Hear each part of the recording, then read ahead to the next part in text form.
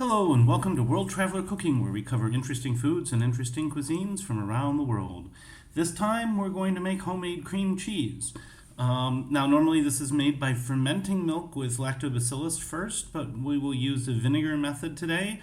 I may come back and try with a fermented one next time. So we have our liter of milk here, and we're going to go ahead and warm it up. We don't want to boil it at first. Like all acid set cheeses, we want to keep it relatively warm, but not boiling. Once it starts to get hot, then we'll start to add our vinegar.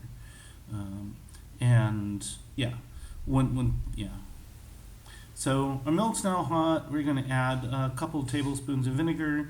Let things start to curdle as the temperature gets up. So again, I'm going to start with about 1 tablespoon of vinegar, maybe a little more. You may have to add more a little bit after a little bit, but every time you add it, make sure you stir it well, because we want it to be really well spread out when it starts to curdle. Stirring it well, bring it back onto the heat. And now we will bring it up to temperature, and we want to bring it just below boiling. So you can see that there's just a little bit of froth, a little bit of separation now, but not much. And we'll keep stirring, and once it's near boiling, if we need to, we'll stir in a little more vinegar. So at this point, you can see, once you start to see all of this mixing in, then basically I just take I basically just strain everything out. I've managed to get almost all of the protein out now, the casein out, so we're just going to grab all that curd. Now, just as a note here, I'm putting it into this food processor. I'm going to remove most of the whey, but not all of it. And basically,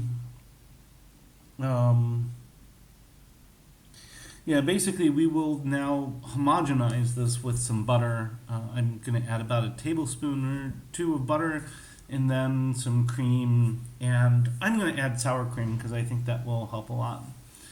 So here we have it in the food processor. I'm going to add my butter. It looks like that's about 2 tablespoons, maybe a tablespoon and a half.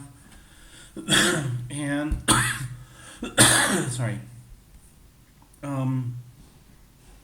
have a bit of asthma while I'm narrating this here. I'm sorry about that. I'm going to add my first bit of sour cream, and we'll get a bit of that in. The sour cream basically has 2 functions here, and a lot of people don't add sour cream here, but since I'm not doing fermentation at the first, this will add back some of that lactic flavor, and now we will basically blend it. We're adding cream. Once it's nicely blended like this, we are just about ready. So get it, I would say, a little bit runnier than you like here, because it will set as the curd absorbs more of the liquid in the refrigerator. If you make it the dimension, basically it will come out a little more grainy if you make it the texture you want. The graininess will resurface.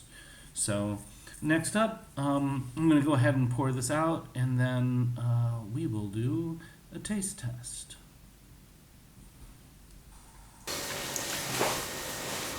So, for a slightly different kind of taste test here, I'm just going to lick out the bowl here.